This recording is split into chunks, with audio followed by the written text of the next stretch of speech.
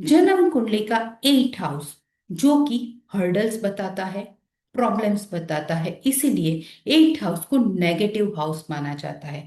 जब भी जन्म कुंडली का 8 हाउस एक्टिवेट होता है तो आपके काम में डिलेज आ सकते हैं, काम रुक रुक के होते हैं, या फिर कभी ऐसा होता है कि काम होते होते रुक जाते हैं, फाइनल तक आकर काम आपका रुक जाता है।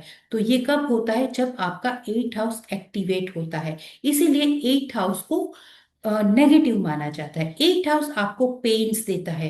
एक्सीडेंट भी 8 हाउस की वजह से होते हैं, सर्जरी भी 8 हाउस की वजह से होती है। तो जो भी फिजिकल पेन होता है, जो भी मेंटल पेन होता है, वो 8 हाउस की वजह से आ सकता है। अगर कोई डिप्रेशन में जा रहा है तो वो भी 8 हाउस की वजह से हो सकता है, क्योंकि मेंटल हेल्थ इश्यूज या फिर फिजिकल हेल्थ इश्यूज जो ऐसे हेल्थ इश्यूज है जिसे रिकवर करना बहुत ही मुश्किल है, या फिर ऐसे हेल्थ इश्यूज है जिसे हम अनक्योरेबल कह सकते हैं, तो वो सारे हेल्थ इश्यूज भी 8 हाउस की वजह से आ सकते हैं।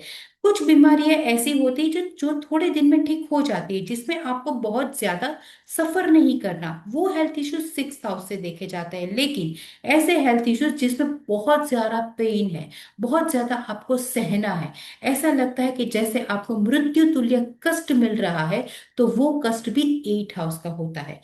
इनहेरिटेंस मतलब कि आपको वारसाई में जो भी चीजें मिलती है वो चीजें 8 हाउस से देखी जाती है। लेकिन 8 हाउस से जो भी पैसा आता है वो कुछ गलत काम से आता है, या फिर आपको कोई दुख आता है, दुख के बाद आता है। जैसे कि अगर LIC का पैसा, तो किसी की डेथ हुई उसके बाद ही वो पैसा आपको मिलेगा। जैसे कि इनहेरिटेंस में आने वाला पैसा, तो वो भी किसी की डेथ होती है उसके बाद वो आपको पैसा मिलता है।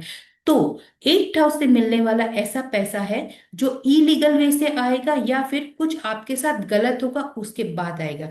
इलीगल वे मतलब कि डाउरी में मिलने वाला पैसा भी 8 हाउस का पैसा माना जाता है। ऐसा पैसा जो आपने ब्राइब ली है उसका पैसा भी 8 हाउस का पैसा माना जाता है।